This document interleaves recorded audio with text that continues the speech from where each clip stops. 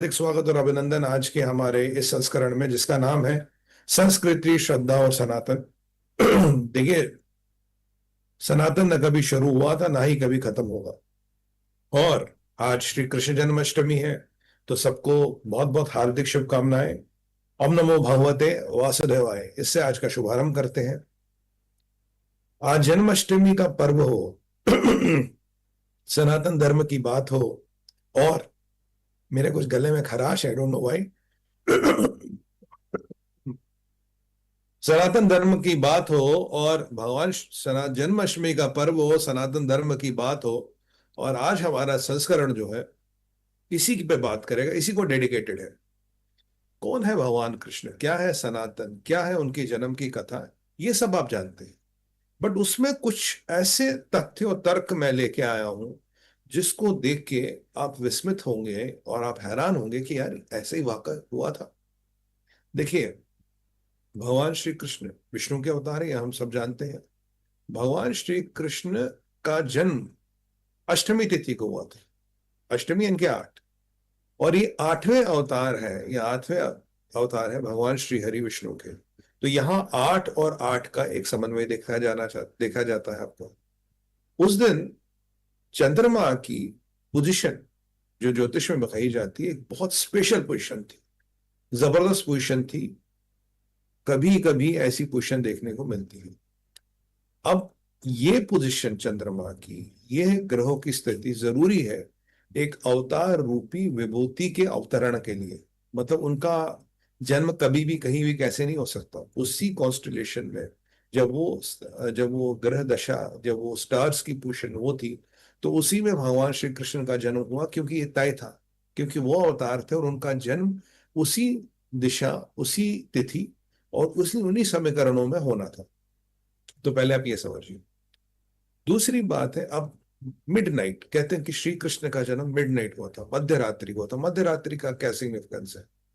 पहले तो चंद्रमा की स्पेशल पोजीशन, एक रोहिणी नक्षत्र तब था। आप जानते हैं कि रोहिणी नक्षत्र भगवान श्री हरि विष्णु को प्रिय है, और रोहिणी नक्षत्र में ही उनका जन्म हुआ।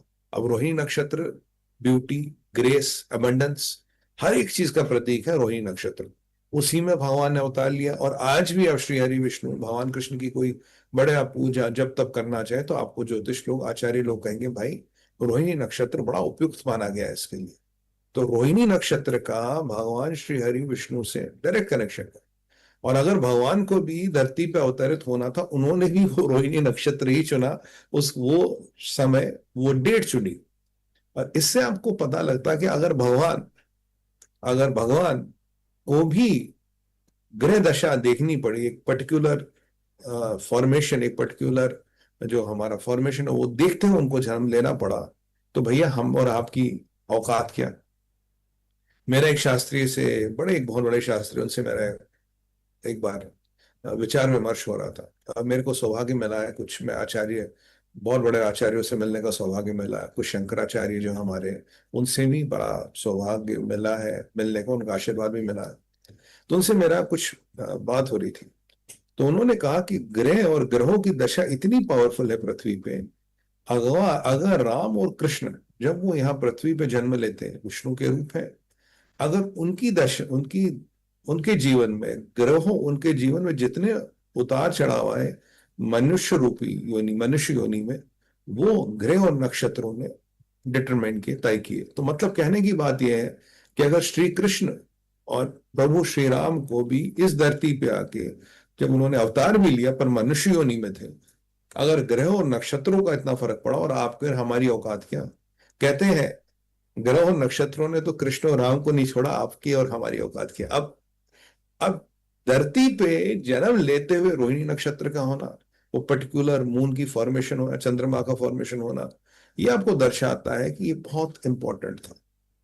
अब मिडनाइट ही क्यों भाई, सुबह रात, आधी रात को क्यों? भाई हमने जो टीवी पे देखा है, जो सुना है कि भाई आधी रात था, पहरेदार सो रहे थे, और जब श्री कृष्ण पैदा हुए, जेल के दरवाजे खुल गए, पहरेदार सो गए, वसुदेव जी उन्हें लेके निकल गए गोकुल। अब पर यहां थोड़ी स्टोरी में ट्विस्ट है। देखिए, जो मध्य रात्रि होती है, मध्य रात्रि यौगिक क्रियाओं के लिए, यौगिक अनुष्ठान के लिए, तांत्रिक अनुष्ठानों के लिए, काफी अनुष्ठानों के लिए बहुत उपयुक्त मानी गई है। ऐसा माना जाता है कि मध्य रात्रि में अधिकतर लोग, जैसे भारत में देखो तो भारत में 99% लोग सो रहे होंगे, या 99.8, 99.9% लोग सो रहे होंगे। तब जो साउंड और वाइब्रेशन है इस सारे इकोसिस्टम की बहुत कम है, क्योंकि लोग सो रहे हैं, कारखाने बंद है, आपकी टैक्सी, ऑटो, ये सब सिस्टम बंद है, मोस्टली चीजें बंद है। ये चीजें साउंड और वाइब्रेशन को उत्पन्न करती है। मान लीजिए मध्य रात्रि, जिसे मैं करीब 2:30 3 बजे, 2 बजे का समय कुछ भी मान लीजिए, तब जब ये वाइब्रेशन बहुत कम होती है, लगभग लगभग खत्म होती है, जब ये लोग आगोरी हो, तांत्रिक हो, या और भी जो चीजों में विश्वास रखते हैं, जब ये रात को रात्रि में ये अपने कुछ विशेष तप और जप करते हैं, तब माना जाता है कि ये ऊर्जा सीधा ब्रह्मांड तक पहुंचती है, क्योंकि जो वाइब्रेशंस है, जो इंटरफेयरिंग वाइब्रेशंस है, वो मिनिमलिस्टिक है, वो है ही नहीं। तो मतलब आपको ऐसा, मतलब मान लीजिए वो वाली बात है कि रात के 3 बजे आप गांव की सड़क पे निकलिए तो सड़क खाली मिलेगी ना, कोई है ही नहीं। उसी में दिन के 11 बजे निकलिएगा तो इतना भीड़ भड़ाका है कि शायद साइकिल और रिक्शा निकालनी भी मुश्किल हो जाए, अपनी मोटरसाइकिल निकालनी मुश्किल हो जाए। पर वही सड़क रात के 3 बजे बिल्कुल खाली। भक्ति में और शक्ति साधना में इस चीज का बड़ा समावेश है कि आप जब ये साधना करें तो तब ये एनर्जी बिल्कुल साफ, बिल्कुल क्लीन, नो ट्रैफिक जैम। अगर मैं हिंदी में आसान शब्दों में समझाने का प्रयास करूं तो श्री कृष्ण का मध्य रात्रि में जन्म भी यही है, क्योंकि एक दैविक ऊर्जा का आना था, एक महान विभूति आए, और इन ये जो हमारे अवतार है भगवान श्री कृष्ण में, तो उस समय उस चीज का आना जरूरी था। क्यों हुआ? क्योंकि जो जैसे भगवान श्री कृष्ण पैदा होते हैं, देखिए तब रोहिणी नक्षत्र के बारे में तो मैंने बताया, जो तब स्टार्स का फॉर्मेशन था, ग्रहों का, नक्षत्रों का जो भी फॉर्मेशन था, जो भी उस समय समीकरण बना, कहते हैं ये हजारों सालों में एक बार बनता है। और जब ये समीकरण फिर बनेगा तब कोई अवतार ही पैदा होंगे, उसमें कॉमन आदमी, उसमें कॉमन व्यक्ति पैदा नहीं हो सकता। एक अवतार का ही अवतरण होना उस पर्टिकुलर फॉर्मेशन में मान लिए तय है। It is not a common formation, मैं आपको बता दूं, हजारों सालों में एक साथ आती है। तो ज्योतिष में इसका एक पर्टिकुलर नाम, इसकी एक पर्टिकुलर विधि भी दी गई है। हम उसमें नहीं जाएंगे, हम कॉन्सेप्ट को समझने की कोशिश करेंगे, क्योंकि ये पर्टिकुलर फॉर्मेशन तब बना था। अब दूसरी बात सुनिए आप, जब ये फॉर्मेशन बना और श्री कृष्ण का जन्म हुआ, हुआ क्या? उनके पिता उनको जेल से निकालने के, कारागार से निकालने के, कंस से बचाने के लिए। अब ऐसी मान्यता है कि भाई जेल के दरवाजे खुल गए, सारे सिपाही खुल गए, और वो जाते रहे, जाते रहे, जाते रहे। आगे जमुना जी को पार करना था, जमुना जी में उफान आया था, सैलाब आया था। अब यहाँ वसुदेव जी का एक बात देखिए, उन्होंने श्री कृष्ण को सर पे रखा और चलते गए। ये प्रतीक है जीवन में, जीवन के भंवर में फंसे हुए एक व्यक्ति का, जिसके पास करियर की समस्या, जिसके पास फाइनेंस की समस्या, जिसके पास नौकरी की समस्या, लोन की समस्या, बच्चे की शादी करनी है, बेटे को करना है, कहीं विभिन्न तरह की हेल्थ, कहीं तो विभिन्न तरह की समस्याओं में ग्रस्त हो सकते हैं, फंसे हो सकते हैं। बट ठीक उसी तरह से वासुदेव जी ये जेल में थे, कारागार था, और क्या हुआ क्या नहीं हुआ, पहले 7 गर्वों के साथ आप जानते हैं। तो इन्होंने श्री कृष्ण को अपने सर पर रख लिया, मतलब श्री कृष्ण में इनकी आस्था थी, इनका विश्वास था। इन्होंने पूरा सरेंडर कर दिया अपने आप को, श्री कृष्ण को सर पर रख दिया, चल पड़े। अब लॉजिक तो कहता भाई ये पहरेदार थोड़ी ना सोएंगे, गेटों के ताले खुलेंगे। कृष्ण और ये कंस ने कितना बड़ा पहरा लगाया था, कितनी व्यवस्था की थी, आप जानते ही हैं। उसके अलावा वो चले तो आगे जब जमुना जी आती, जमुना जी पे उफान। अब जमुना जी में उफान, मतलब आपकी परिस्थितियां तो खराब थी, अब आगे जहां जा रहे हो वहां तो आपको सैलाब दिख रहा, तूफान दिख रहा है। नॉर्मली शायद आप नदी ने पार करो, बच्चे को सर पे रख के, और सैलाब में कैसे कर लोगे? तो वासुदेव जी ने पैर रखा, यहां तक पानी आया, आया। जैसे भगवान श्री कृष्ण का पैर टच किया, जमुना जी समझ गई, उन्होंने जगह दे दी। ये क्या कहलाता? वो ये कहलाता कृष्ण में आस्था और कृष्ण की भक्ति। कृष्ण क्या कहते हैं? कृष्ण कहते हैं आप अपने आप को मुझे सरेंडर करो, you surrender yourself to me. आप अपने आप को मुझे सरेंडर करो, मैं आपका ध्यान रखूंगा। ठीक उसी तरह से जैसे वसुदेव जी ने उनकी आस्था पर रखते हुए चलते गए, उन्हें नहीं पता था आगे क्या होगा, पर जैसे श्री कृष्ण का पैर टच हुआ जमुना जी के जल के साथ, उन्होंने रास्ता देख लिया। ये आपके जीवन में या हमारे जीवन में भगवान श्री कृष्ण की आस्था को दर्शाता है, क्योंकि कृष्ण कहते हैं कंप्लीट सरेंडर। आप सरेंडर करो, मैं आपका ध्यान रखूंगा, मैं आपका ये जीवन पार कराऊंगा। जो कृष्ण की भक्ति में है वो बहुत बेहतर जानते हैं इसको, उनको मतलब मैं क्या बताऊं, मैं क्या समझाऊं, उन्होंने तो इसका आभास किया होगा। और श्री कृष्ण आपके साथ हमेशा चलते हैं। तो ये एक हमें एक जीवन का एक वो सिद्धांत समझाता जो हमें लॉजिक नहीं समझाता, जो हमें लॉजिक नहीं समझाता। अब गए वहां नंदग्राम में माता योग माया ने जन्म लिया था, तो श्री कृष्ण को वहां छोड़ा है, योग माया को वो लेके वापस आ गए जेल में।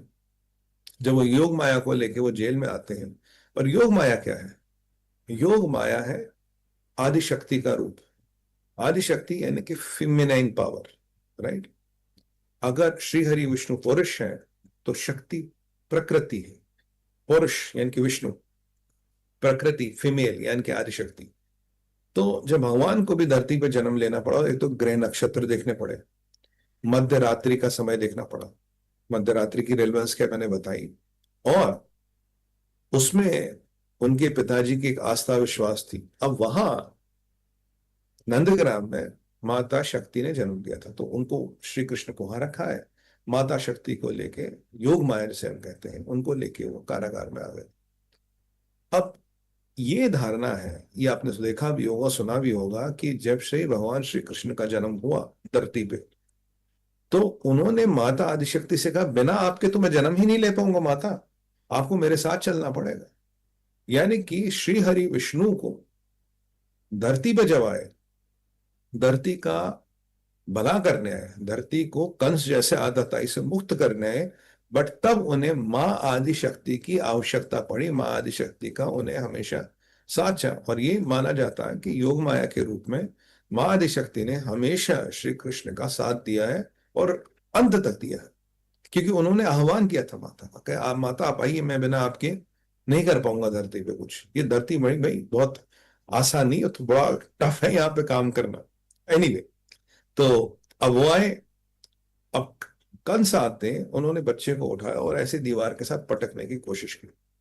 वहां दुर्गा रूपी में, चंडी रूप में वो आ गए, कहते तू मुझे क्या मारेगा, तेरी औकात क्या है, अरे तेरे मारने वाला तो गोकुल में पल रहा है। ये देख के कंस का फ्यूज गया, कहते ये क्या हो गया। पहले तो उन्हें डाउट हुआ, ये तो बच्ची है, तो पुत्र होना था, देवकी का अथवा पुत्र, ये तो बच्ची है, ये तो फीमेल है, लड़की है। फिर जब उसको मारने की कोशिश हुई तो खुद महामाया निकली, वो तो खुद योग माया निकली, खुद आदि शक्ति का रूप है योग माया।